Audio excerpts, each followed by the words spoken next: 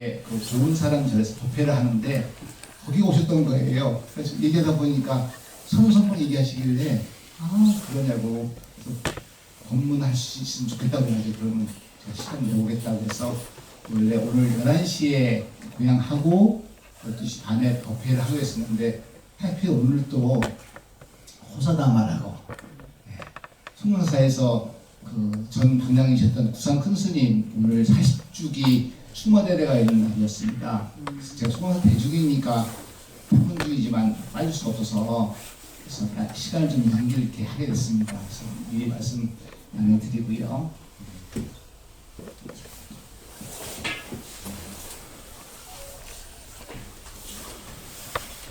요즘은 세간 나이 60이면 애기고살님이라고 부른다던데 애기고살 분들이시네.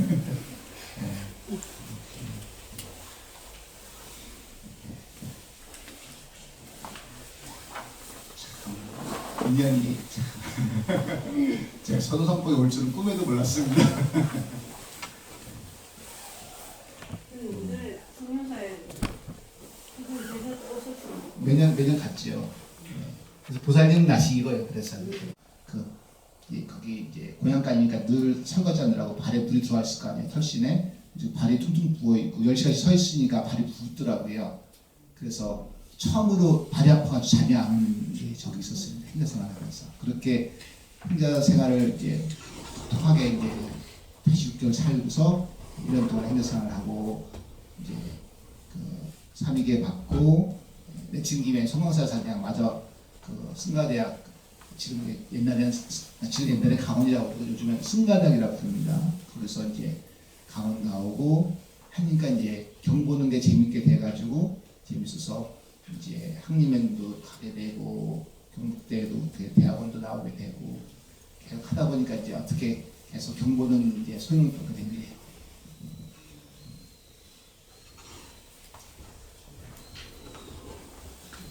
제가 다 말씀해주셨어요. 그렇게 큰스님 그 많은 존중 중에서 정확한 스님하고 어떤 인연이 있어서 됐는가 그것도 묻고 싶었고.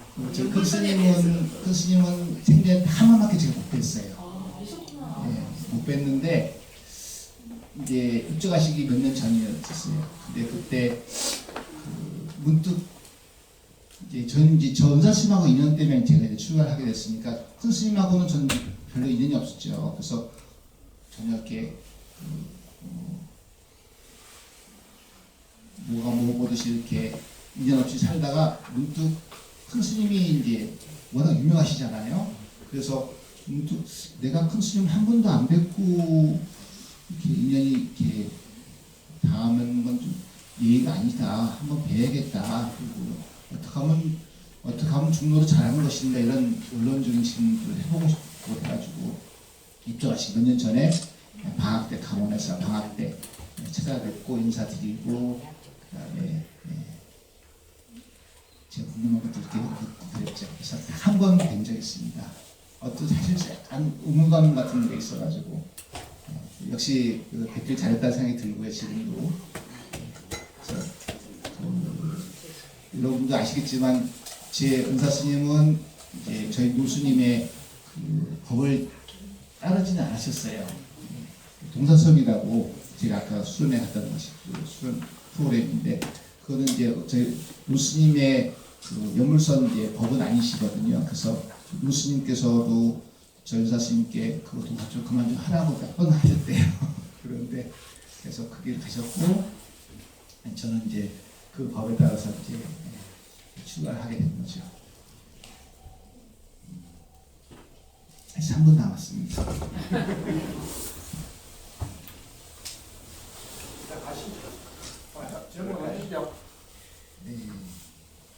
네, 부터 시작하겠습니다. 자리에 일어서십시오. 나중에 질문 또 하셔도 됩니다. 법회 시초는 어떻게 될까요? 부처님께 상대 드리고 감사합니다.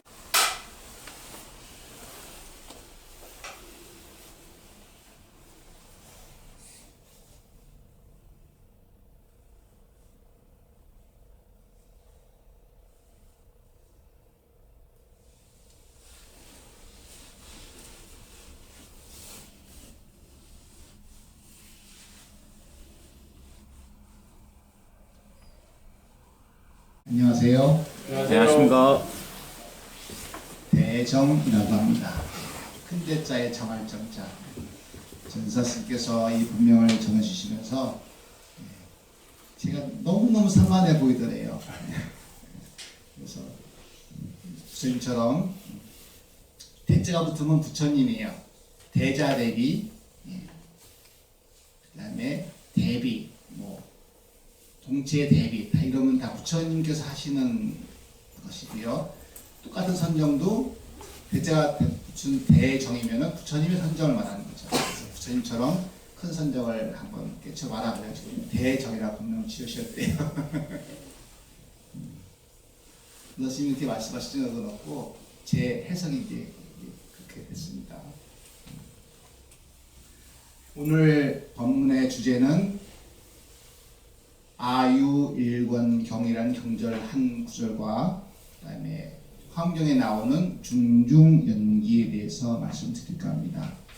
오늘 다른 주제를 원래 이렇게 생각하고 있었는데 지금 법문할 때마다 자료를 계속 모아놓으니까 다른 걸 하고 싶었는데 마침 며칠 전에 오늘 제 법문을 못할 뻔했어요. 실은 며칠 전에 어떤 고사님께서 입적하셔가지고 여러 가지 일이 있으니까 다음 기회에 하자고 이렇게 연락이 왔다가 저도 시간을 또 이렇게 변경했고 그래서 못할 뻔했는데 저녁 때 다시 연락이 오기를 고사님께서 이 법문 자리에 다시 오시지 않겠느냐.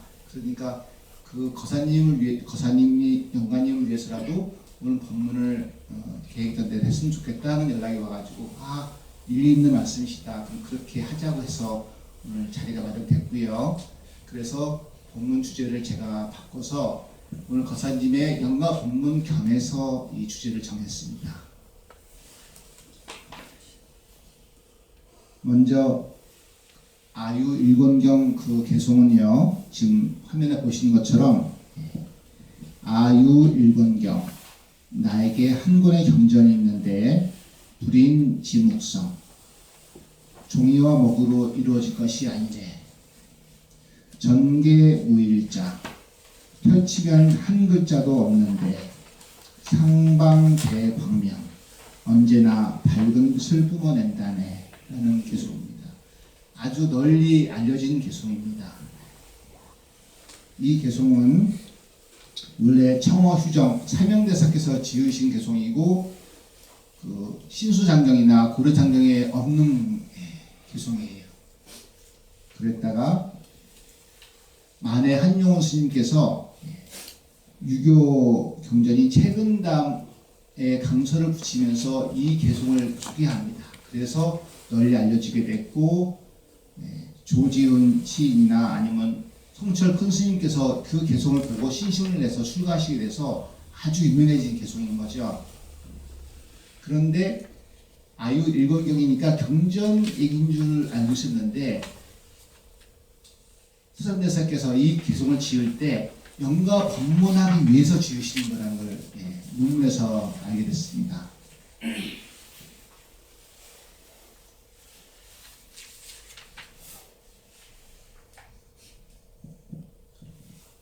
오늘 단송 허대영 보사님께 영가 법문을 드립니다. 오늘 천도하는 대상인 반송 허대영 영가님이시여, 나에게 한 권의 경전이 있는데 그 경전은 종이와 먹으로 만든 것이 아니요 펼쳐보면 한 글자도 없으나 항상 큰 광명을 뿜어냅니다. 반송 허대영 영가님이시여, 이 한 권의 경전을 알겠습니까? 만약 알지 못하겠다면 내가 그대를 위하여 일승원교 묘복 은하경을 들어 펼쳐 보일 것이니 지극한 마음으로 자세히 듣고 지극한 마음으로 살펴받으시길 바랍니다. 이 한 권의 경전은 서가모니께서 출연하시기 전에 사람들마다 콧구멍이 하늘을 찔렀으며 달마대사가 오시기 전에 저마다 발꿈치가 땅에 닿았습니다. 오늘 산승이 한 자루의 금 방망이로 부처님과 소사님의 보금자리를 때려 부수어 영가님의 본래 면목을 출현하게 할 것입니다. 반송 허대영 영가님이시여, 본래 면목을 깨달았습니까?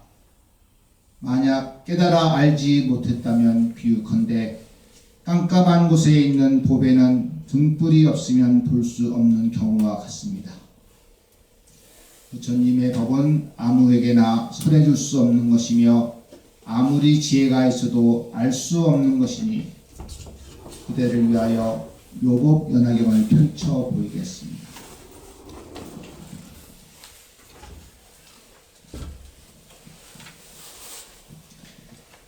이 내용은 서른여섯에 쓰신 이 영가 법문을 갖다가 후 제자였던 백파금선 스님께서 작곡 귀염이라는 이제 의식집을 내셨고 거기에 나온 구절입니다.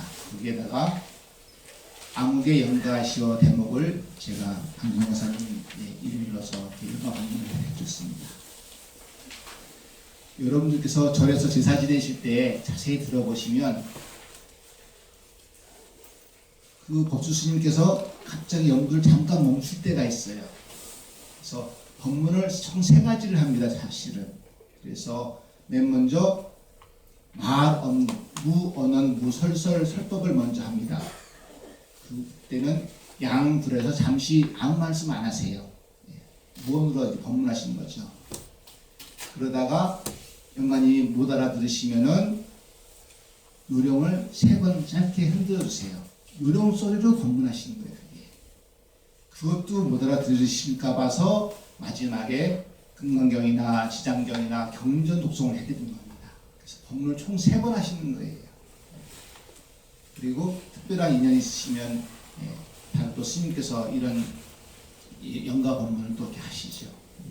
그래서 오늘 이 자리는 반송 허대영 영가님과 함께하는 법문 자리입니다.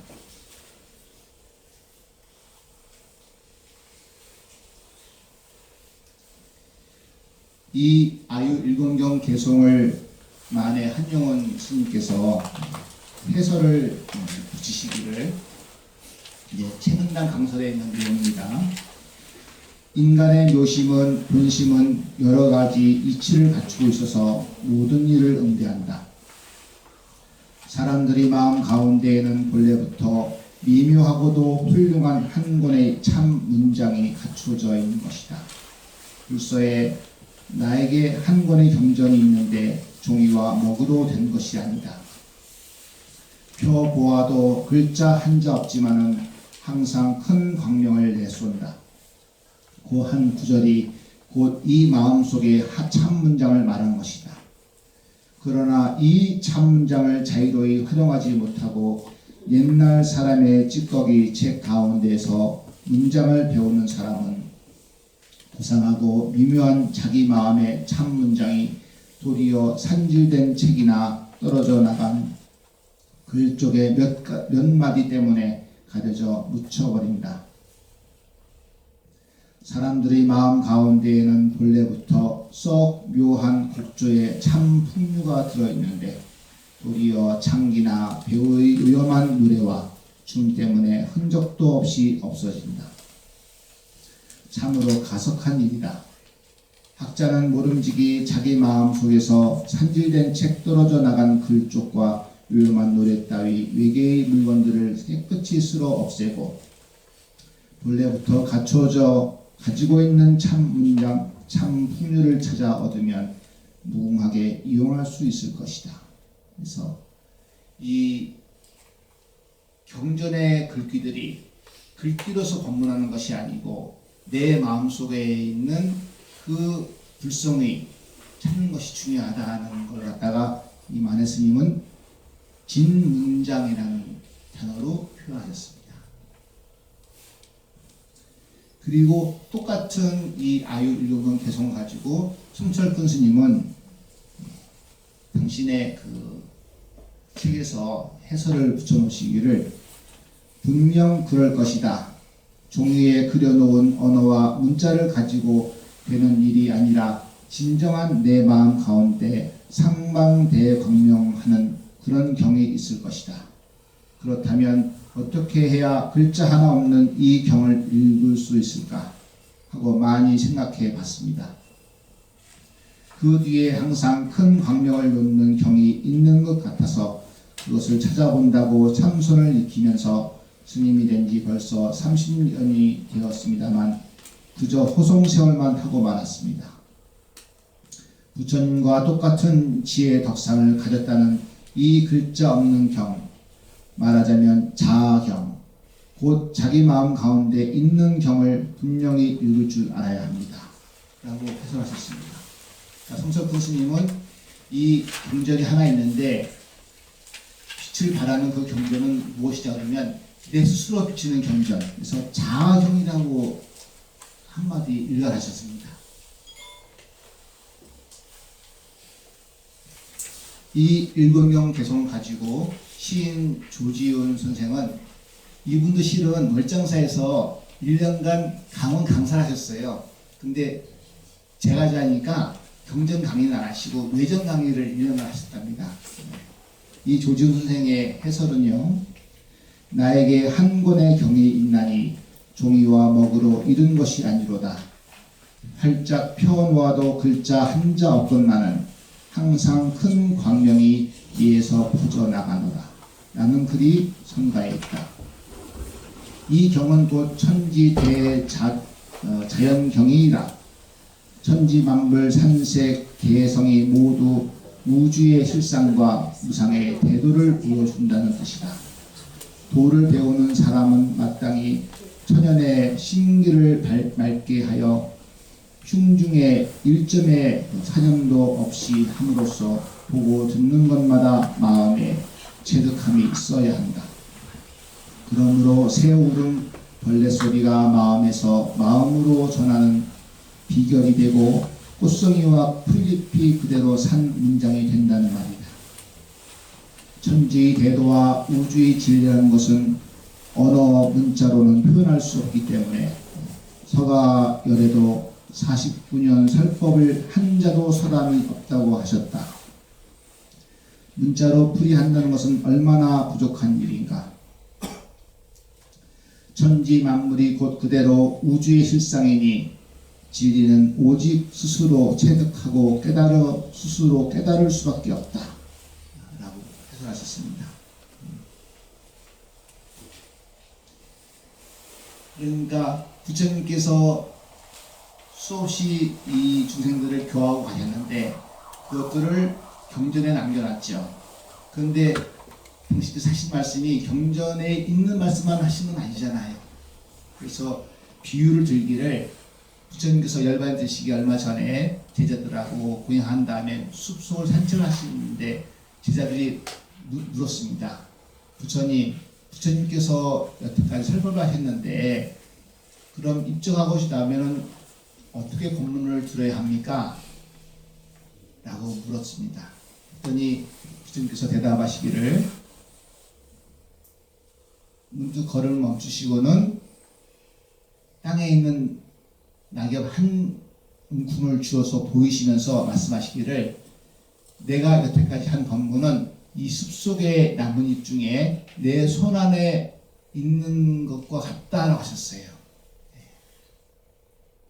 그러니 우리가 경전을 보고 또는 큰 스님의 어록을 보고 할 때 그것이 다가 아닌 거죠.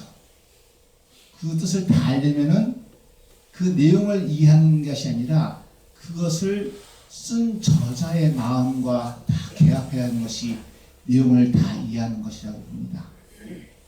그래서 연부를 하시던 경전을 독송하시던 부처님 마음은 어땠을까 헤아려 보는 그런 사유하는 마음가짐이 필요합니다. 이렇게 해서 이 아유 일금경은 영가 본문인 이 진원개송인데 이 진원개송이 묘하게도 청어휴정 사명대사로부터 해서 백파긍선 용운보안 용운보안은 이제 그 한용운 스님의 이제 호입니다. 그 다음에 퇴용성철, 지운동탁은 이제 조지훈 씨의 호예요. 이렇게 문학 계보가 이어지게 됩니다.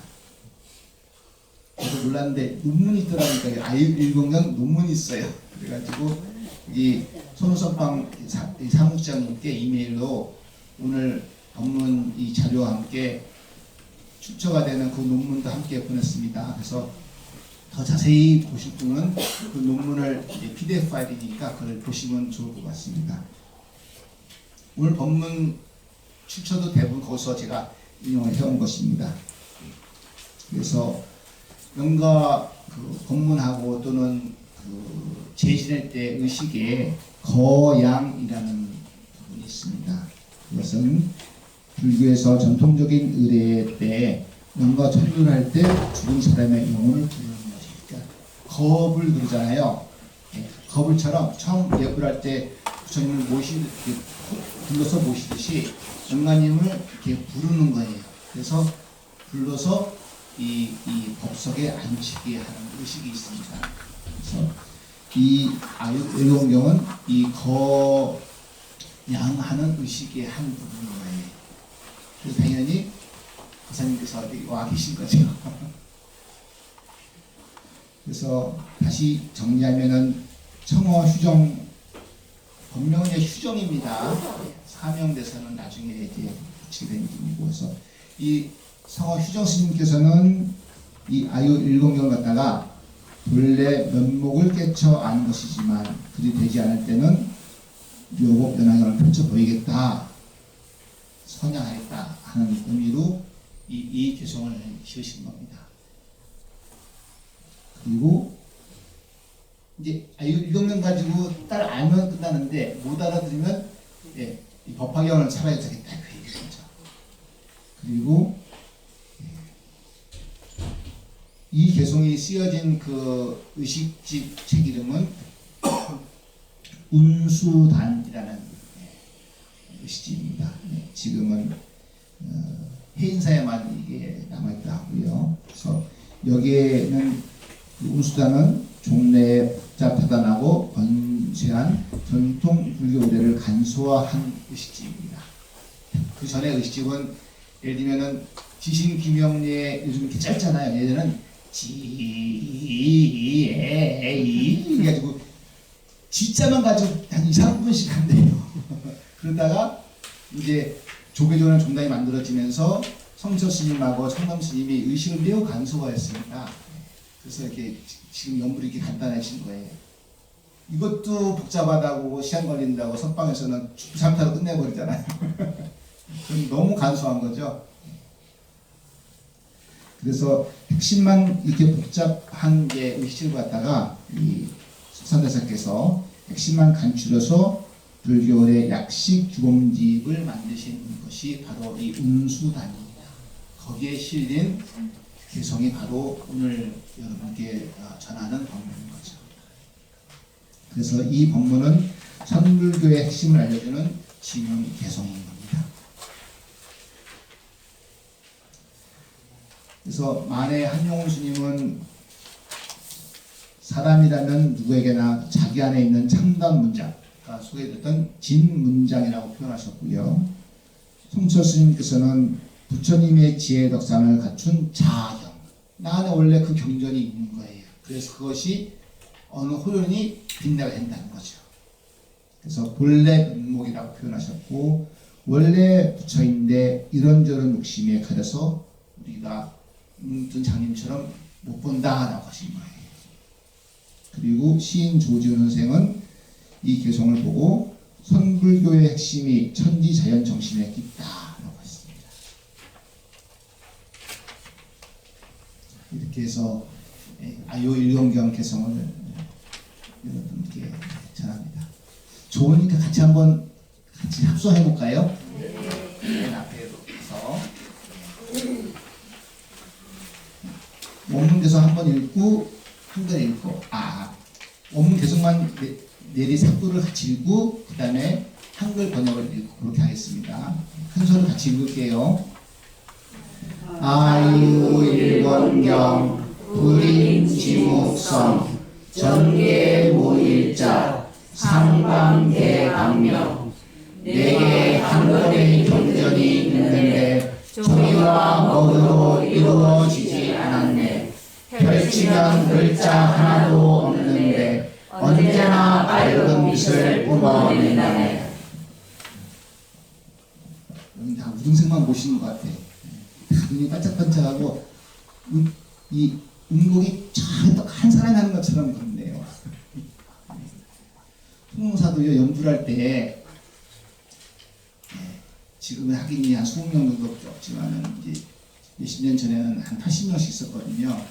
그리고 법당이 앞으로 보면 5칸이고 실제로는 옆에 한 칸씩 밀려가지고 총 6칸짜리 법당이에요. 그런데 원래 법당은 왼편에 있는 승보전이 3칸짜리가 원래 동령 법당이었답니다. 그러다가 이제 젊은 스님들이 법당을 이제 크게 자야겠다고 해서 그렇게 짓게 됐는데 노스님들이 원래 송황사는 그 연못 위에 뜬 연꽃 풍수에 해당하니까 무겁게 지면 가라앉는다. 사세가 기우니까 작게 지으라고 해가지고 절충해서 앞으로 보고엔 5칸, 실제로는 한 칸 더 늘려서 6칸을 친 거죠. 그래서 아짜방이 된 거예요. 우리나라 아짜방은 유명한 것이 송황사의 대웅전이고요. 또는 쌍계사의 그 아짜선방인 거예요. 거기는 밖에서 보기에는 그냥 직사각형 이제 법당인데 방에 들어가면 구들장을 갖다가 그렇게 동서남북으로 이렇게 올려져 가지고 아짜가 방에 안에 들어와 있는 거죠. 그래서 아짜방이라고 이렇게 유명해졌습니다. 송황사 대웅전도 80년대 지은 이제 법당이긴 하지만은 100년 뒤에 보물로 이렇게 지정받기 위해서 그렇게 아름답게 지었습니다. 그래서 좌우 벽이 모두 다 나무로 되어 있어서 연불 할 때 소리가 잘 공명이 일어납니다. 그래서 100명이 연불해도 한 사람 연불하는 것처럼 그렇게 들려요. 그래서 꼭 기회 되시면 송황사에서 새벽 예불을 같이 하시기를 권합니다. 두 번째 주제는 중중연기입니다. 중중이라 할 때 그 중자는 무거울 중자 쓰는데요. 여기서 의미는 거듭될 중자입니다. 중첩되다는 말 쓰잖아요. 그때 중자예요. 근데 중중이니까 거듭되고 무한히 거듭되어져 있는 연기라는 뜻이에요. 예를 들면은 저와 여러분의 인연인 거죠. 네. 제가 송황사에서 여기 올 때 차를 타고 왔거든요. 운전해서. 그리고 여러분들이 걸어오신 분도 계시겠지만 대부분 이제 차를 타고 오셨을 거 아니에요. 그러면 여러분들이 이 자리에 오기까지 그 차를 만든 분이 도와주신 거고요. 그리고 가족들이 중에 누가 아프거나 그러면 못 올 텐데 가족들이 다 건강하시고 마음 쓰지 않게 하니까 마음 편하게 이 자리에 또 와 계신 거죠. 가족들이 도와준 거고요. 이렇게 수많은 인연법에 따라서 이 자리가 이렇게 만들어지는 겁니다. 그래서 연기법이란 교리적으로는 A가 있으므로 B가 있고 B가 사라지면 A가 사라진다 라는 것이 연기법인데 부처님은 그 법 가지고 정각을 이루셨잖아요. 그럼 그게 뭐가 대단하길래 정각을 이루셨을까요? 연기법의 핵심은요, 내가 존재한다가 아니라 여러분과 저의 관계가 중요하다는 데 포인트가 있는 거예요. 제가 선우선방에 올 때는 무슨 마음으로 왔을까요? 네. 제가 여기 선우선방에 주지스님이 안 계시니까 주지 되려고 왔을까요? 아니면 우리 여여와 보살님이 여기 오면 법문비를 한 100만 원 준다고 해서 돈 보고 왔을까요? 아니면 오늘 점심을 다리가 부러지게 차려놨을 테니까 맛있는 점심 먹으러 왔을까요?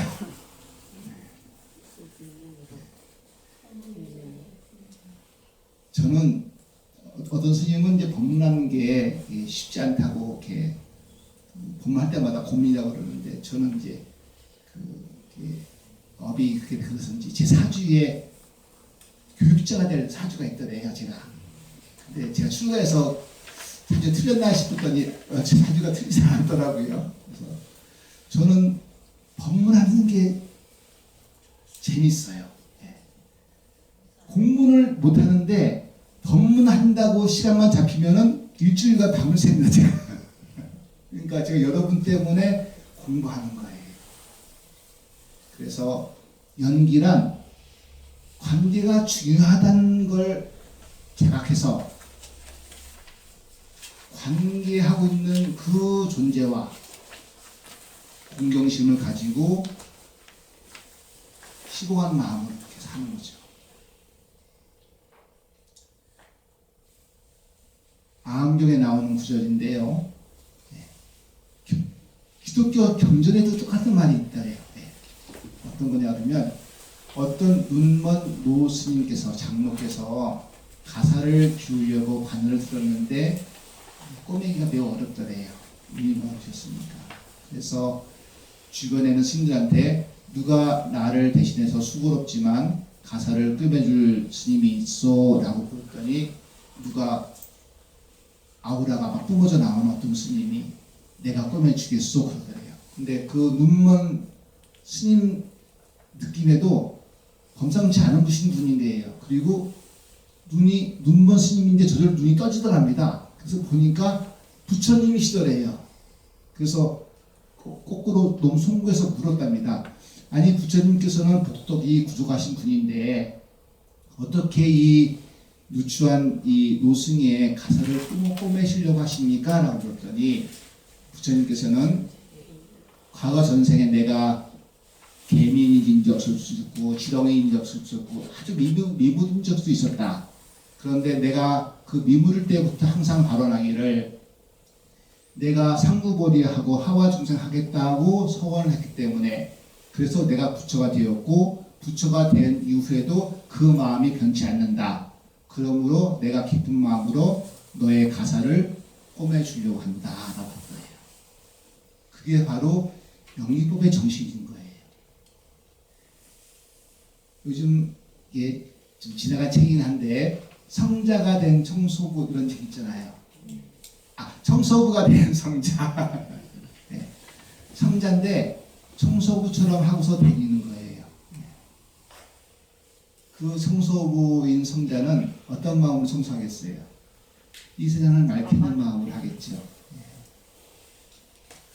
그것처럼 부처님께서 정각을 이루신 그 방편했던 연기법은요, 관계가 소중한 것을, 관계가 중요한 것을 알고서는 하찮은 사람이든 또는 심지어 악이든 간에 다 시비 분별하지 않고 제도하겠다고 고통에서 벗어나게 해주겠다는 마음으로 대하신 거죠.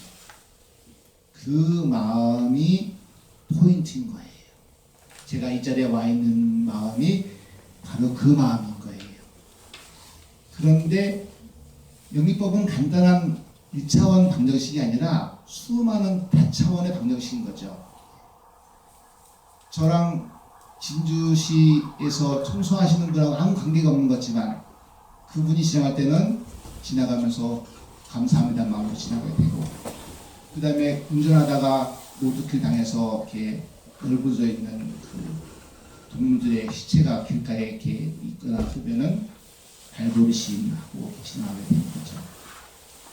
그렇게 나랑 인연이 없는 것 같지만 실은 중중 영리적으로 다 인연되어 있고 이 세상에 나랑 인연 없는 것은 하나도 없는 거예요. 아까 예를 들었듯이 이 자리에 오기까지는 내 가족이 도와주고 차를 만든 공장에서 도와준 거잖아요. 더 멀리 중중 영리적으로 보면은요, 이 세상에 먼지까지도 도와주는 거예요. 제가 출가 전에 반도체 회사에 있었는데요. 반도체 회사에서는 이 먼지는 전도체, 전기가 통하는 물질이거든요. 그러니까 공장에는 먼지가 하나가 있으면 안 돼요. 무진실에서 이 반도체 조립을 하는데 6개월 동안 거기서 이렇게 일을 하면은 면역이 약해진답니다. 마치 요즘 코로나 때문에 마스크 쓰다가 요즘 마스크 벗었더니 갑자기 호흡기 환자 늘었잖아요. 면역이 약해져서 그렇거든요. 그것처럼 반도체 공장에서도 오랫동안 근무하면 면역이 약해진대요. 그러니까 우리가 잘 살려면 먼지가 적당히 필요한 거예요. 먼지가 돋고 있는 거죠. 코로나가 나쁜 게 아닙니다. 코로나는요, 그 그 절에서 한 20년간 살다가 나와라. 그럼 같이 살자. 그러고는 이제 초등학교 때 보낸 거래요. 예. 그랬는데 공부하다 보니까 공부 재미가 들려가지고 동국대학교 나오고 스리랑카에서 석사학위 받고 인도 문화대학 갔다가 우연히 영국의 옥스퍼드 대학의 곰브리지 교수한테 통역하다가 인연이 돼가지고는 영국 옥스퍼드에서 박사학위 받고 그러고 왔으면은 대학 교수 되고 싶을 텐데 신기하게도 그 같이 시봉했던 송 방장님께서 공부 다 쌓는 공부는 다 필요 없다. 선방가 안 하셔가지고 3년간 선방 가셨다가 인정받으셔가지고 상도동에 수실대 후문에 있는 상도동에 있는 배우남 상도선원 창건주가 되시죠. 그래서 지금도 그 호주로 계시면서 법문하시는데 그 미선 스님의 그 초기경전 읽기라는 책이 있는데 그걸 읽다 보니까 거기서 이런 제목을 적더라고요. 영리법이란 삶과 우주의 이치다. 우리 삶에 제일 크게 영향받는 그 법칙이 이치가 영리법이라는 거예요. 불교를 몰라도 됩니다. 나 혼자 잘난 줄 알고 사는 사람들은 어떻게 됩니까? 남들한테 속으로 멸시를 받잖아요. 내가 부자가 아니지만은 옆 사람 이웃을 배려하고 층간소음이 있을지 몰라서 늘 이렇게 조심히 다니고 그 주차장에 떨어져 있는 담배꽁초 줍고 그러면 그래서 중화암경에 연기를 보는 자는 법을 보고 법을 보는 자는 연기를 본다 했습니다. 이때 그 법이란 법에 세 가지 뜻이 있는데 첫 번째는 불법, 진리란 뜻도 있고요. 두 번째는 규칙 있어요. 연기법 그런 건데 그 규칙인 거고요. 세 번째 여기서 말하는 법이란 일체 현상들을 말합니다. 이 시계도 어떤 현상 때문에 이렇게 모여 있는 거고요. 이 마이크도 어떤 현상으로 이렇게 만들어져 있는 거예요. 인연가 잠시 어떤 원리로 이렇게 모여져 있는 거예요. 그리고 시간이 되면은 인연이 끝나면 다 분해가 되고 사라지는 거죠. 그런데 분해만 사라질 뿐이지 이상의 다른 모습으로 또 존재하는 거죠. 마치 우리가 이 공기 속에 이 수분이 있잖아요. 그것이 증발했다가 바다가 됐다가 다시 강을 흘러가지고서 우리가 또 마시고 이렇게 순환하는 거예요. 그러니 우리가 생사란 그냥 다른 모습으로 순환하는 겁니다. 그러니 우리 이 거사님께서 이 자리에 있다고 이렇게 보는 게 전혀 엉뚱한 얘기는 아닌 거죠. 그리고 또 이어서 연기를 보는 자는 법을 본다. 그리고 법을 보는 자는 나를 본다 했습니다.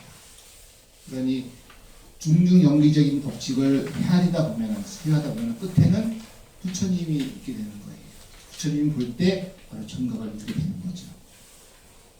그래서 이 연기법은 인연 생기의 준말입니다. 인연 되어져 가지고서 연은 조건이지거든요. 원인이 있고 결과가 있는데 중간에 조건이 성립되면은 결과가 맺어지는 거예요. 그래서 불자님들이랑 누구나 다 인연이 역연한 줄 다 아는데 타종교인은 새벽에 기도하고 오다가 봉고차가 그 눈길에 미끄러져 가지고 다 12명이 다 죽어요. 그러면 어떡합니까? 오 주여 저에게 왜 이런 시련을 주십니까? 이러잖아요. 그거는 하나 알고 둘은 모르는 거예요. 뭘 모르냐 그러면 연기법을 모르는 거예요. 우리 인과가 바로 원인이 생기자마자 바로 결과 생기면 나쁜 놈이 한 놈도 없게 되는 거죠. 왜냐하면 바로 과거가 따르니까. 바로 누구 때리면 바로 내가 딱 맞으니까 누가 때리겠어요. 그런데 지금 나쁜 짓을 했는데 10년 뒤에 그 벌을 받게 되거나 또는 운이 좋게 다음 생에 벌을 받아요. 그러면 벌 받는지 모를 거 아니에요. 다음 생에 다 잊어버렸으니까. 그래서 나쁜 놈들이 생기게 되는 거죠. 아, 나쁜 일에도 과보를 안 맞네 라고 착각하는 거예요. 그런데 불교에서는 과보란 반드시 생기는데 즉 금생에 생기는 과보가 있고 다음 생에 생기는 과보가 있고 또는 다음 생 이후에 언젠지 모르지만 언젠지 반드시 생기는 과보가 있다. 딱 세 가지로 설명합니다. 무조건 생겨요. 그래서 그 과보의 대표적인 그 이제 우화가 설화가 있는데 전백장 후백장이라는 화두이기도 하고요. 라는 얘기가 있습니다. 예전에 그 백장이라는 스님께서 어느 절에 주지가 되셨는데 주지 법문을 이제 이렇게 하셨대요. 그리고 다 마치고 나니까 어느 노보살님이 한번 집에 안 가고 계시더랍니다. 그래서 아이고 보살님 왜 집에 안 가고 계십니까? 물으니까 스님한테 꼭 묻고 싶은 게 있더래요.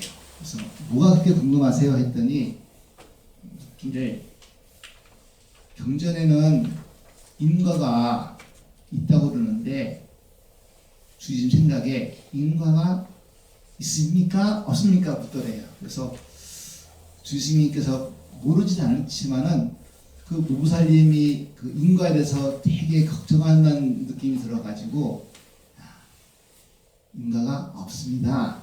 걱정하지 마세요. 이렇게 했대요. 그런데 방편으로 이렇게 하신 것 같은데 방편을 했는데 방편을 잘못 쓰셨나 봐. 그래가지고는 그 자리에서 인연이 다 해가지고는 다음 생에 여우봉을 받게 됐답니다. 그러니까 그 생각에 너무 억울하잖아요. 나는 노부사님 위해 가지고 그렇게 방편으로 없다고 했는데 모르는 것도 아닌데도 잘못 말한 죄로 여우가 됐어요. 그리고 한두 생 하면 좋을 텐데 신세상에 500생이나 여우가 평균 수명이 몇 년일까요? 500번을 여우가 된 거예요. 그러니까 나중에는 지쳐가지고는 아니 내가 도대체 뭔 죄를 져가지고 이렇게 무식한 죄를 져가지고 500생이나 여우가 됐냐 가지고 막 그 산에서 내가 맨날 깨깨깨 거리고 울었대요 내가.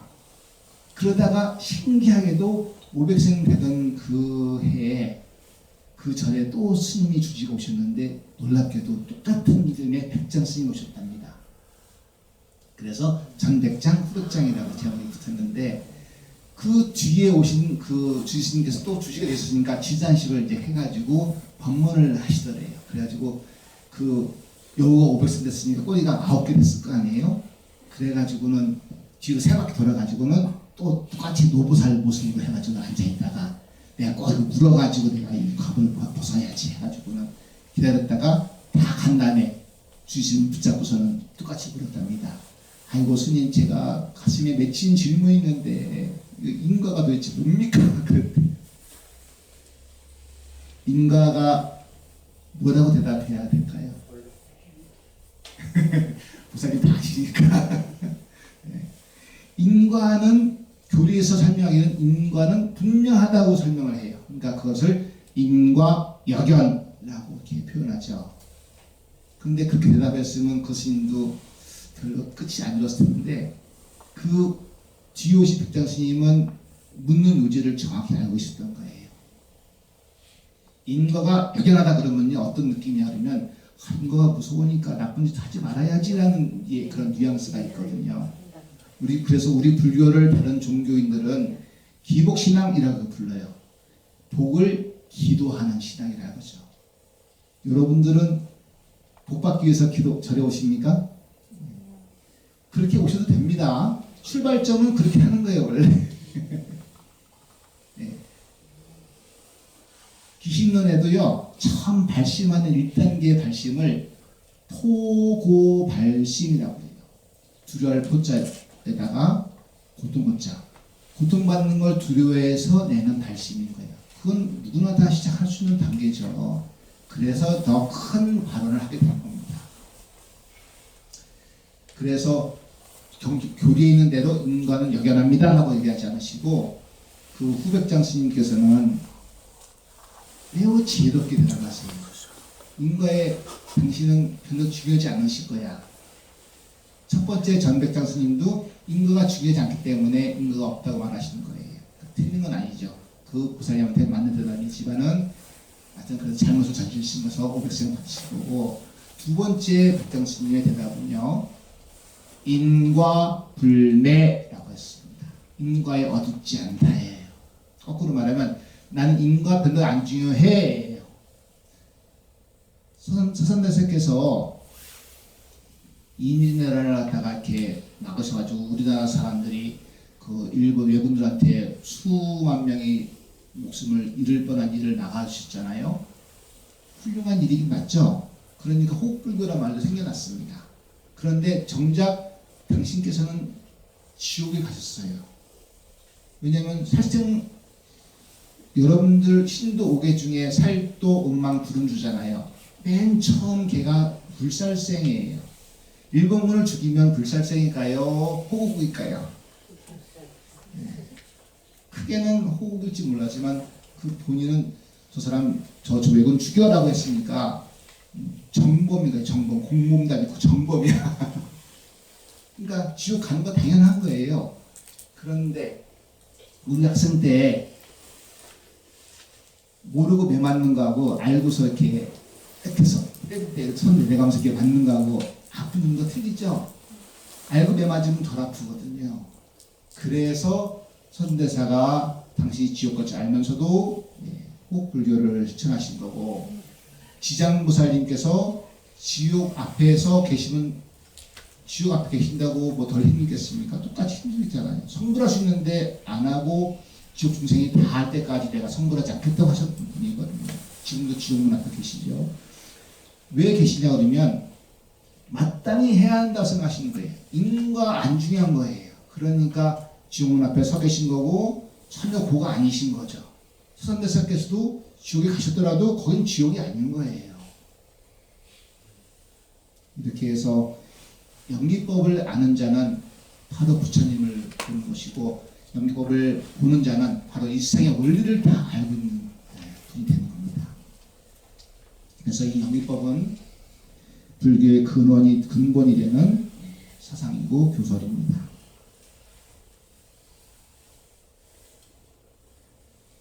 그래서 부처님께서는 이 세상에 존재하는 모든 관계를 다 살피시느라고 6년 고행하셨는데, 공부 안 끝나니까 그때 6년 고행할 때 수행법은 고통이 주제가 되는 수행법이었거든요. 당신은 인도 사람들 다 고통으로 이렇게 방편을 수행하실 때예요. 왜냐하면 우리 번뇌가 일어났잖아요. 여러분 배고픈 번뇌가 제일 강한 번뇌 중에 하나인데, 일주일 굶으시면 아무 생각도 안 나고 먹는 것만 떠오르잖아요. 그럴 때 다리를 잘라보세요. 배고픈 게 느껴지실까요? 이렇게 하는 아주 쉬운 방편인 거예요. 그래서 지금도 현대 인도에 가면은 자이나 교도라고 이제 잘라벗거나 아니면 옷을 대충만 가리고 평생 서 있는 사람도 있고, 평생 팔만 들고 있는 사람도 있고 이렇거든요. 그럼 그렇게 하면 엄청나게 고통이 따를 거 아니에요. 그러면 한 손씩 한다니까요. 그래서 부처님께서도 출가하시고 두 스승을 모셨는데 그분 통해서 오행통을 얻으십니다. 오행통을 가지고서. 근데 6년간 했는데 끝이 안 나는 거예요. 그래가지고 다시 정신 차리시고는 그 물을 버리시고는 목욕 재개하시고 우유 드시고는 근처에 있던 그 보리수 나무에서 거기다 보드가야 했어요. 거기서 7일간 나무 아래서 편안하게 정진을 하셨죠. 그때 방편이 연기법이었던 겁니다. 이 세상의 모든 관계를 다 관하셨어요. 그리고 7째 되는 날 새벽에 별이 뜰 타이밍에, 별 때문에 깨달으신 게 아니라 별이 뜰 때 장막을 이루시죠.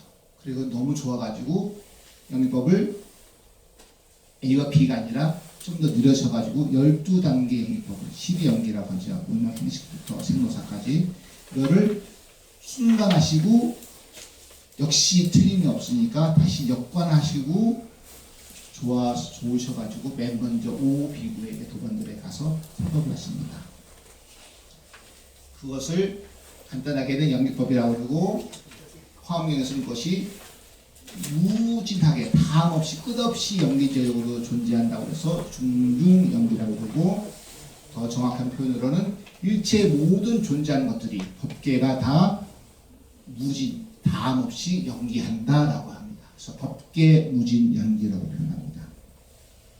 이것을 설명을 붙이자면, 사족을 붙이자면, 우주의 모든 만물은 그 어느 것이든지 홀로 있거나 홀로 일어나는 일 없이 다 같이 끝없는 시간과 공간에서 서로 원인이 되고 대립을 초월하여 하나로 융화한다. 아무리 원수도요 언젠가 만납니다. 그것도 부모 자식으로 만나. 그래서 그 애증을 끊게 만납니다. 자식 중에 제일 나쁜 자식이 부모보다 먼저 가는 자식이 있잖아요. 그 원수 아니면 그렇게 올 수가 없는 거예요. 그걸 그 이치를 알 때 원수를 용서할 수밖에 되고 그 자식을 갖다가 가슴속에 물을 수밖에 없게 되는 거죠. 그래서 이 대승불교의 아버지라고 하는 용수보살께서는 중론의 서두에 부처님께 헌사를 남기시기를, 연기를 보는 자는 고통과 그 고통의 일어남과 끝임을 보며 또 그 끝임의 끝에 이르는 길을 본다. 멸함도 없고 생함도 없으며 단절도 아니고 영원도 아니며 실체도 아니고 차별도 아니며 오지도 아니하고 가지도 아니하는 연기의 이치와 집착을 여임으로 얻는 축복을 설하신 가장 훌륭한 깨치신 부처님께 예배드립니다라고 헌사를 납기십니다.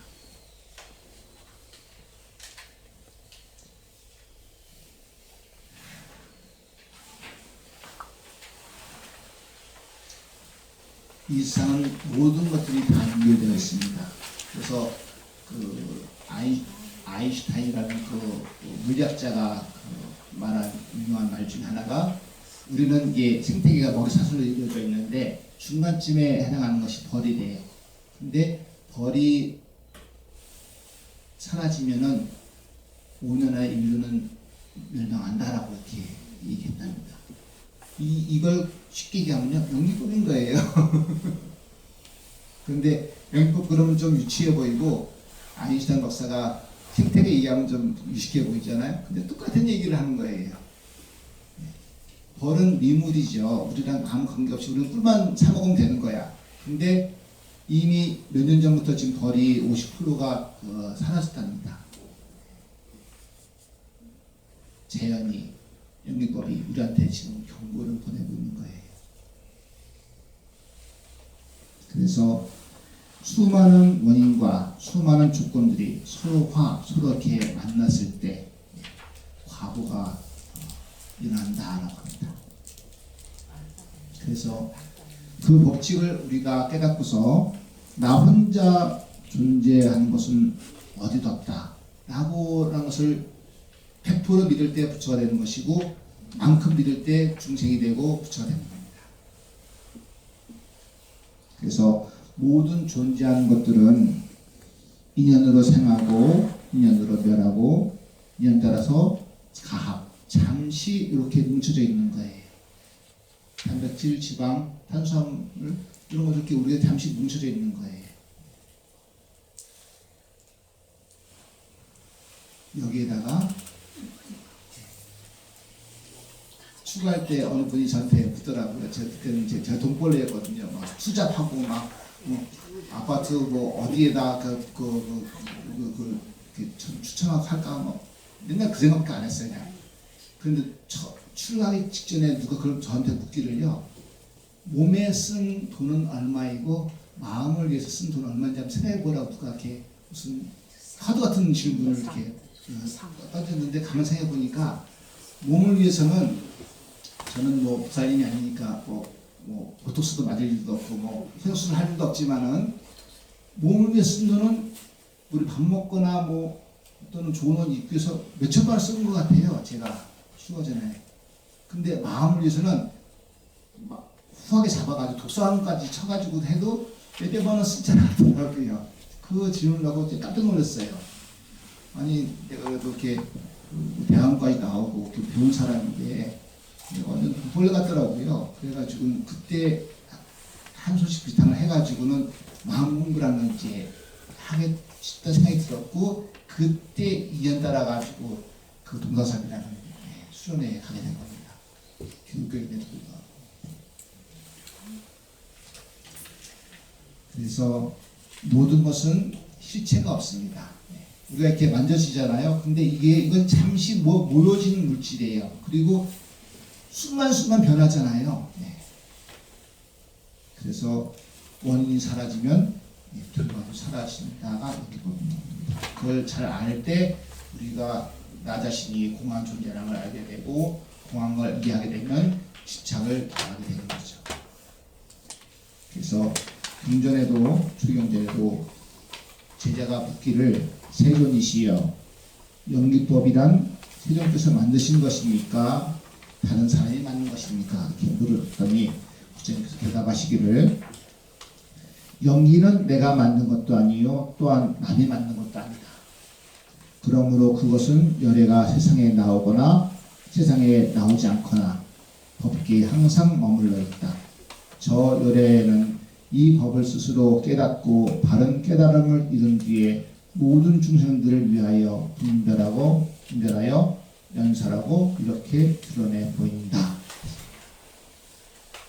놀랍게도요, 여러분 이제 참선하실 때 가부좌나 결가부좌 하시잖아요. 이건 부처님 만드시는 게 아닙니다. 이미 이런 어떤 벽화에 보면은 돌 조각에 보면은 부처님이 출생하시 전부터 인도에서는 여러 수행자들이 결가부좌를 했었대요. 그리고 요가 자세 중에서 맨 마지막 자세가 결가부좌 자세고요.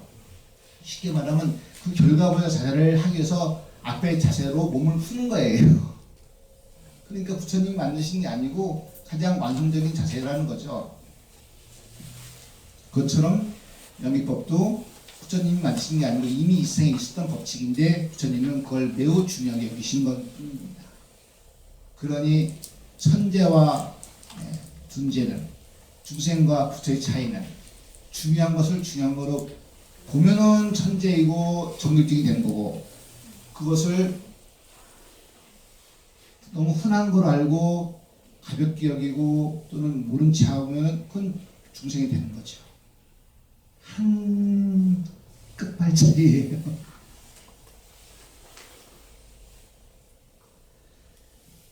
그렇게 해서 부처님께서 연기법을 관통하시고 나서 12연기를 관하시면서 맨 모든 어리석음의 시작은 무명부터 시작하는데 그 끝에 과거는 생과 노사였잖아요.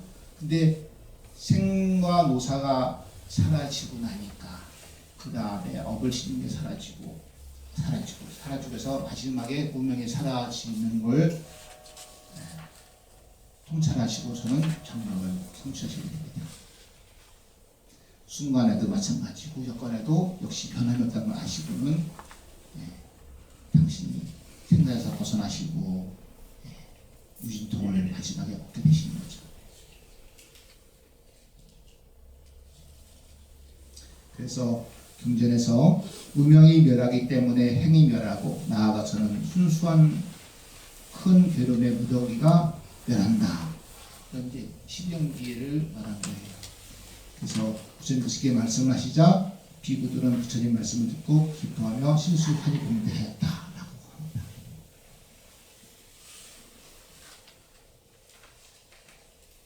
시간이 됐네요. 그래서 그 영리법을 공식처럼 말하자면 이것이 있으므로 저것이 있고 이것이 일어남으로 해서 저것이 일어난다. 이것이 영리법일 겁니다.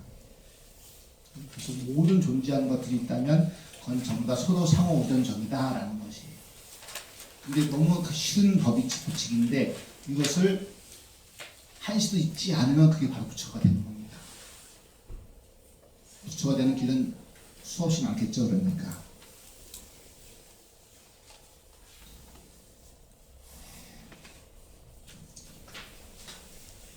네, 마지막 페이지. 그래서 법계의 연기란 일체 우주보다 더 큰 존재가 이제 법계라고 한다면 이 법계에는 모든 것이 다 연기적으로 존재합니다. 그래서 화엄 조학의 근본 개념을 나타내는 것이 바로 이 법계 연기설이고요. 이 법계 연기설은 법계 무진연기, 무진연기 등으로 합니다. 그래서 중생과 부처, 번뇌와 깨달음, 생사와 열반 등의 서로 상호 대립되는 그런 교리가 아니고 서로 상직상해, 서로 같이 존재하는 거예요. 그래서 원형무예한 서로 방해하지 않는 그런 의미고, 한 사물은 개별적인 혼자 존재하는 것이 아니라 그대로 전 우주 일즉-일체 다즉에 일어났죠. 법성계. 법성계가 화엄 사상을 단축으로 말한 개성인데요. 그래서 이러한 뜻에서 이러한 세계를 바로 연화장 세계라고 합니다. 모든 것이 좀 잘못된 것 같고 코로나가 생겨가지고 우리가 힘들어한 것 같지만 다 이것이 다 빛나는 장엄 세계라는 겁니다. 다만 우리가 불편하다고 보고 그다음에 우리가 싫어할 뿐인 것이지, 우리가 분별해서 어려운 것이지, 부처님 관점을 보면 이 세상은 쟤는 그대로 존재하고 아름답고 빛나는 존재였던 겁니다. 그래서 우리가 할 게 있다 그러면 코로나 바이러스조차도 우리가 싫어하는 것 그조차도 우리가 소중히 여기고 그다음에 존경심을 보내고 공경하고 그렇게 여기면은 우리가 바로 이 세상이 사바세계가 아니고 극락정토 세계이고 큰 스님의 뜻을 이 세상에 펼치는 그런 불자가 되지 않을까 싶습니다. 오늘 자리 참석해주셔서 감사합니다. 오늘 수강사에서 백중 때하고 정조 때 지장기도를 철야로 일주일간 합니다. 그럴 때 돌아가면서 이제 제가 저렇게 한 시간을 맡아서 이제 연구를 하게 그 정보 받아서 연구선에서는 잘 모르고요. 제가 이제 연구를 얘기에 대해서 이제 질문 받을 때마다 하는 것은 구성연구의 숙정분석이라고 하지 않습니까? 저도 이제 번뇌가 많은 중생이다 보니까 연구를 할 때 있을 때 소리를 크게 냅니다. 그리고 연구를 할 때 우리가 목소리만 내지 의식을 딴 데 가기 쉽거든요. 그래서 이제 제 강편으로는 연구를 할 때 제 연구소리를 잘 이렇게 들어요. 연구를 관하는 거죠. 그래서 그 선이 따로 있지 않고 어느 한 대상에 이렇게 마음을 몰고 있으면 바로 그게 선인데, 연구선이란 부처님을 관하는 것도 연구선이 될 수 있고요. 제가 하는 연구선은 내 목소리가 좋은가, 오늘 목소리가 좀 남이 듣기도 듣기 좋을까, 이렇게 내 목소리를 이렇게 연구를 들으면서 제가 연구를 합니다. 그러면 30분 연구라는 안 하다가 하면 30분 연구도 이제 목탁 때문에 팔이 저리거든요. 근데 그 목소리를 관하면서 하면요, 금방 1시간이 같이 지나가더라고요. 근데 만약에 순간이라도 거기서 놓쳐가지고 시계를 언제 돌아가면서 끝내야 되니까 시계를 볼 때가 있잖아요. 그러면 보는 순간 지옥이 열려요. 그래가지고 그다음부터는 좀 있다가 한 10분이나 찍겠죠. 다시 시계 보면요 1분밖에 안 지났어요. 그래서 그때 알았죠. 지옥을 만드는 것은 내가 만드는 것이고, 내가 연불선을 담는 것도 내가 만드는 것이고, 주인들한테는 중요한 게 강편이구나. 제가 하는 강편은 제 연불소리에 집중하는 거입니다. 여러분이 더 많이 하실 것 같은데 제가 한번 줄 잡습니다. 제가 시간이 걸리지만 여기 다 보시면 알겠지만 이걸 제가 하신다. 네. 제가 보교사를 하고 있거든요. 저기서. 네. 보교를 하다 보니까 이제 젊은 사람들이 지금 상당히 아직 불교에 잘 오지 않고, 시대가 스님이 잘 아시다시피 AI 시대고 4차 혁명 시대 아니겠습니까? 그래서 어떻게 등급을 좀 나갈 수 있으니까 무슨 생각하시는 분이 있으시면 간단히만 말씀해 제가 그 학부하고 대학원을 공대를 나왔습니다. 그러니까 인공지능에 굉장히 관심이 많거든요. 그래가지고 실제로 제가 이 불도 인공지능이라고 본문한 적도 있어요. 네. 그래서 불교 얘기 나는데 다른 이제 명상 프로그램에서 이런 얘기를 합니다. 이 세상은 나의 반응이다. The world is reflection of me라 해서 지금 선호선빵이 지금 이 모습을 지금 갖추고 있잖아요. 이것도 여러 분들이 노력해서 이만큼 이제 갖춰지는 건 대단한 일인데 여기에 젊은 분들이 참석이 저조한 것은 여러분들이 만드신 거예요. 이렇게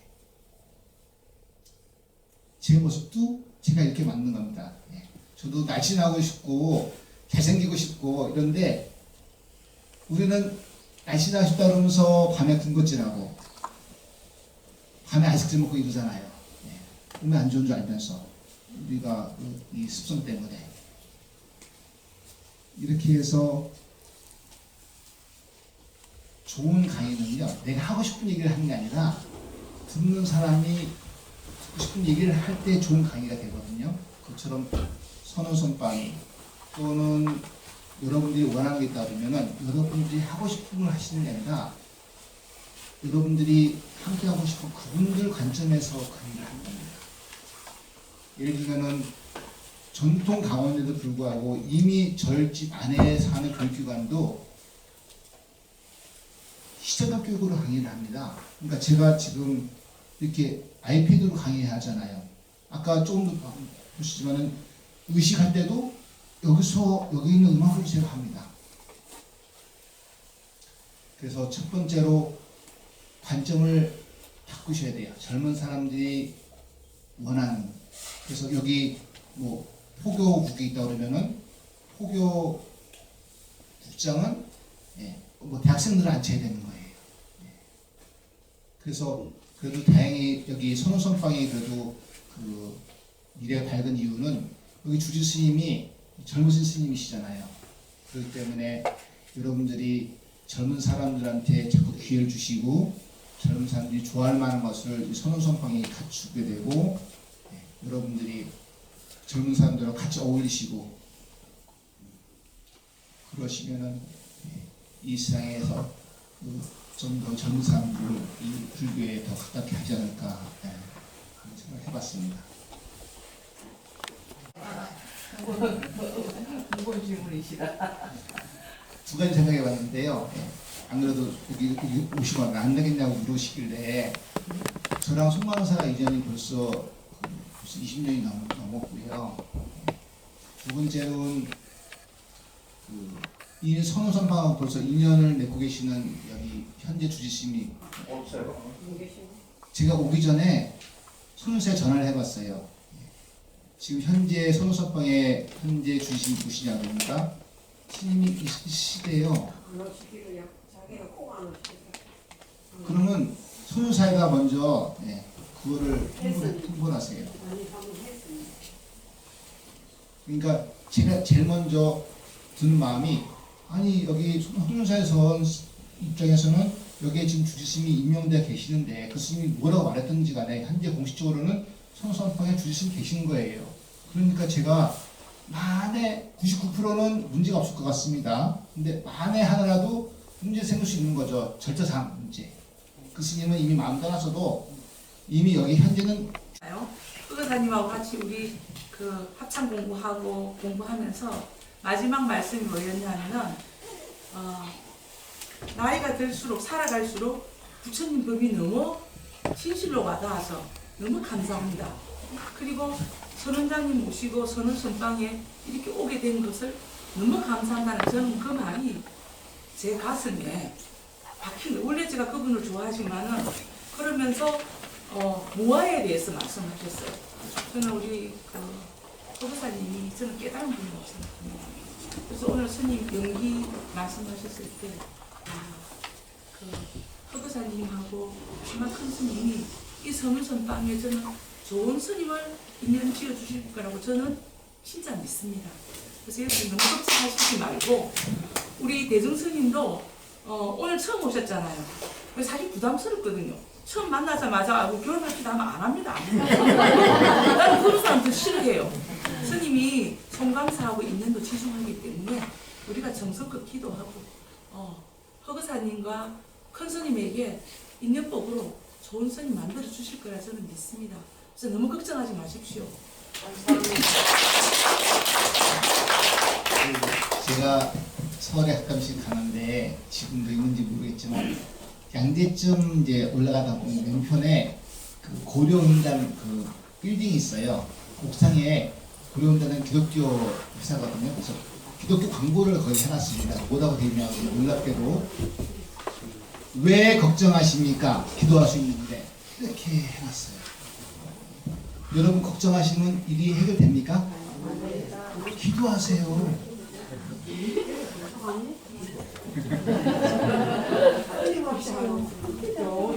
기도는요 목소리로 하는 통성 기도도 있고요 행동으로 누구 손을 끌고 와가지고 이렇게 하는 이런 기도도 이것도 기도예요. 그 제가 요즘 읽고 있는 책 중에 하나가 영명 연수사 선사께서 쓰신 만선동기집을이라는 어록을 읽는데요. 그 스님은 참선과 정토를 같이 다꾸시는 스님이세요. 그래서 우리 보조국사께서는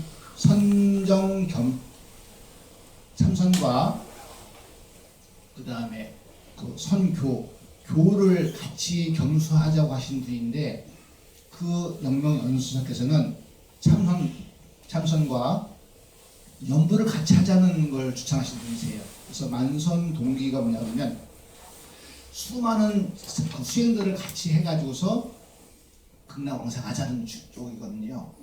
그러니까 여러분들께서 만약에 좋은 주의심을 모시는 게 그 원이잖아요. 그러면 할 수 있는 일을 다 하시는 거예요. 그렇게 하시면 반드시 성취하실 겁니다. 성가기관 끝머리 가서 연구를 다시 설명하셨더라고요. 스님. 네. 기억 안 나지만 그렇게 했다고 하시니까 했나 보죠. 그러니까 놀랍게도 우리가 잘 모르지만 역대 큰 스님들이요 연구를 소홀하시는 분 아무도 안 계십니다. 근데 어떤 자리에 있다 보면은 다 얘기를 할 수 없고 한두 가지밖에 얘기할 수 없는 그런 게 있는 거죠. 그러니까 성서 스님께서도 뭐 돈수를 얘기하셨지만은 당신은 수많은 3,000권이 넘는 책을 이렇게 가지고 계시다고 했잖아요. 그러니까 우리가 겉모습과 그 안에 그 심중도 이렇게 헤아릴 줄 알아야겠죠. 스님 아까 전에 있잖아요. 여우 이야기인데. 네, 여기 전백장, 후백장. 예, 그 약간 조금 이해를 못해서 네. 처음에는 인과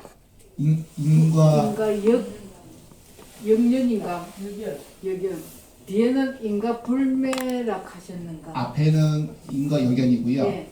뒤에는 인과 불매, 어둡지 않다. 어둘 매자. 예. 그러니까 인과 불매.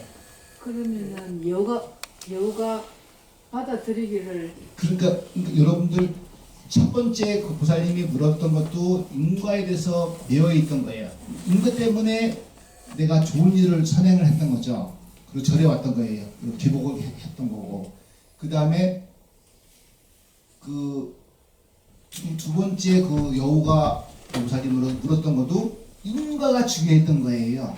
근데 그 뒤에 오신 후백장 스님이 말한 거는 인과 신경 쓰지 말고 너 공부 열심히 해야 인과 신경 쓰지 마라는 데 내가 그 사고 성어로 인과 불매라고 합니다. 여러분 운전하실 때 멀리 보고 운전하세요? 아니면 코앞에 보고 운전하세요? 네. 뭐 앞에 장애물 쓰면 앞에 가겠지만 평소에는 멀리 보고서 운전해야지 찾기 벗어나지 않습니다. 초보 때 톨게이트 통과할 때요 가까이 보느라고 옆으로 부딪혀요. 그러니까 톨게이트 통과할 때 옆에 뭐 얼마 아세요? 자기 여유가 없잖아요. 그럴 때 가장 안전한 방법은 물론 속도를 줄이는 거겠지만 멀리 보세요. 멀리 보시면 아무 일 없이 통과합니다. 그것처럼 인과 신경 쓰시면 성불 못하세요. 성불하시는 방법은요, 성불조차도 놓고서 기도하시는 거예요. 도노가 왜 도노냐 그러면은 공부만 하지 참선만 해요. 그럼 참선해서 언제 성불하겠어요? 이 생각 자체가 0.1%를 깎아먹는 거죠. 공부의 순도를. 그러니까 공부만 생각하시고 계시는 거예요. 주지스님이 언제 오느냐 이것도 걱정거리예요.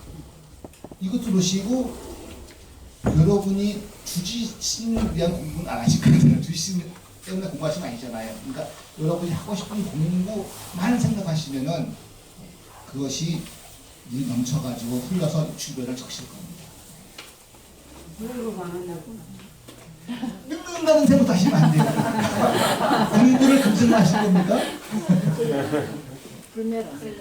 그래서 공부할 때 첫 번째 장애가 뭐냐 그러면 수표심이에요. 내가 언제 성불할까? 내가 혹시 죽어서 사람 몸 받기 힘들다는데 뭐 내가 뱀으로 태어나는 거 아닌가 이런 걱정해가지고는 자꾸 뭘 서둘르셔. 특히 나이 드실수록. 이렇게 하면은 공부 순도를 떨어뜨리는 일이에요, 본인이. 그래서 나이 들수록 제일 먼저 할 일은요, 공부만 생각하시는 거예요. 근데 쉬운 일이 아니니까 더 어려운 일이잖아요. 그러니까 쉬운 공부부터 하시는 거죠. 쉬운 공부가 바로 연불선입니다. 그러니까 노스님께서 공부를 여러 가지, 당신도 책을 많이 읽으신 분이거든요. 그러고 나서 유학한 어록들이 있으니까 여러분들이 큰 스님 어록을 이해하셔서 연구를 많이 하십시오. 연구라는 것은 누워도 연구할 수 있잖아요. 근데 그 연구연수서는요, 누워서 앉아서 서서 하면 너무 쉽다는 거예요. 그래서 번뇌가 잘 드는 거예요. 당신은 꼭 행선이라서 이게 탑을 돌면서 연구를 하시거나 이렇게 몸을 움직이면서 하시는 게 행선을 하셨답니다. 그러니까 여러분들께서 방편을 모르시면 그렇게 해보신 스님한테 물어보시면 알 수 있고요. 아니면 여러분들이 벌써 나이들 지금 하시니까 이미 수행 방법은 다 아실 거 아니에요. 그러면 그 중에서 제일 쉬운 것부터 하시면은 점차 번뇌가 덜어지고 공부 순도 높아지고 어느 순도 이상 됐을 때 꽝 소리 나면서 한 소식 하시면 됩니다. 그러니까 한 소식도 지나가는 거예요. 내가 언제 성불할까? 금생만 하실 거 아니잖아요. 그러니까 공부를 놓지 않고 가는 거예요. 그래서 그 해인사의 모스님이 그러시길 공부하다 죽어라 했잖아요. 그게 뭐냐면 다른 생각하지 말고 공부만 생각하라 그 얘기인 거예요. 해암큰 스님이 해암큰 스님 그 상자가 송광사 말사인 거기에 본갑소차를 주시거든요. 그래가지고 책을 주셔가지고 한번 봤네요. 그래서 아까 그 고려원단 얘기도 하셨죠? 왜 걱정하세요? 기도할 수 있는데 이 말을 잊지 않으시면 좋겠습니다. 감사합니다.